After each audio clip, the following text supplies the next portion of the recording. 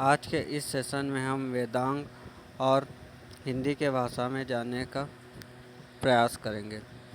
चलिए वेदांग के बारे में जानते हैं। वेदांग अर्थात वेदों का अंक। इसमें 6 सूत्र हैं। पहला शिक्षा, जो ध्वनि शास्त्र से संबंधित है। दूसरा कल्प, कर्मकांडी विज्ञान से संबंधित। तीसरा ज्योतिष, नक्षत्र और खगोल विज्ञान से संबंधित है। चौथा व्याकरण, शब्दशास्त्र से संबंधित। पांचवा निरुक्त, शब्द व्युत्पत्ति। छठवां छंद, निरूपण। अब चलते हैं हिंदी भाषा की ओर। सबसे पहले जानते हैं भाषा होता क्या है। तो भाषा क्या है, इसका परिभाषा हम थोड़ा देखते हैं।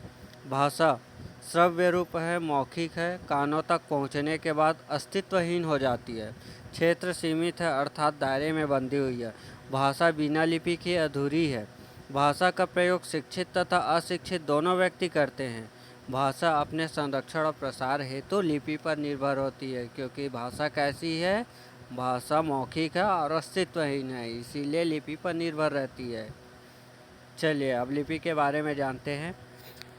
लिपि दृश्य रूप में व्यक्त की जाती है, लिखित होती है, सदैव अस्तित्व बना रहता है जब तक कि उसे नष्ट न किया जाए। सीमाओं में बांधा नहीं जा सकता। लिपि भाषा को पूर्ण, शुद्ध, मूल और वास्तविक रूप में सुरक्षित रखती है। केवल शिक्षित व्यक्ति ही लिपि का प्रयोग कर सकता है। यह अपने अस्तित्व हेतु भाषा पर निर्भर नहीं होती, अर्थात भाषा को व्यक्त करने के लिए लिपि की आवश्यकता होती है। जिस अक्षर का या जिस शब्द का हम प्रयोग करते हैं वही लिपि है। चलिए कुछ इम्पॉर्टेंट हिंदी के वर्ण व्यवस्था संबंधित देखते हैं। उच्चारण के आधार पर भाषा की सबसे छोटी इकाई ध्वनि है। ओके दोस्तों, याद रखिएगा, उच्चारण के आधार पर भाषा की सबसे छोटी इकाई ध्वनि है। लेखन के आधार पर सबसे छोटी इकाई वर्ण है। लिपि ध्वनियों के निर्धारित प्रतीक चिन्हों लिखित रूप का सामूहिक रूप ही लिपि है। कुछ भाषा और उनसे संबंधित लिपि, जैसे कि हिंदी भाषा की लिपि है देवनागरी लिपि, अर्थात ये जो अभी आप देख रहे हैं हिंदी देवनागरी लिपि, यही है देवनागरी लिपि। दूसरा पंजाबी, इसकी लिपि होती है गुरुमुखी और अंग्रेजी की लिपि होती है रोमन लिपि। वर्णमाला क्या है, तो वर्णमाला व्यवस्थित या क्रमिक समूह को वर्णमाला कहते हैं। हिंदी में वर्ण की संख्या है 52, स्वर 11, अयोगवाह 2, मूल व्यंजन 35, संयुक्त व्यंजन 4, स्पर्श व्यंजन 25, अंतस्थ व्यंजन 4, ऊष्म व्यंजन 4, द्विगुण व्यंजन 2।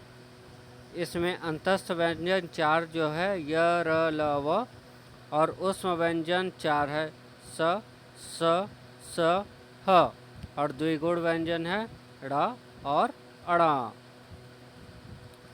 तो 11 स्वर के बारे में हम 11 स्वर तो देख लिए थे, लेकिन अब 11 स्वर का यहाँ प्रकार देख लेते हैं। कौन कौन से स्वर 11 स्वर में आते हैं। तो अ, आ, ई, उ,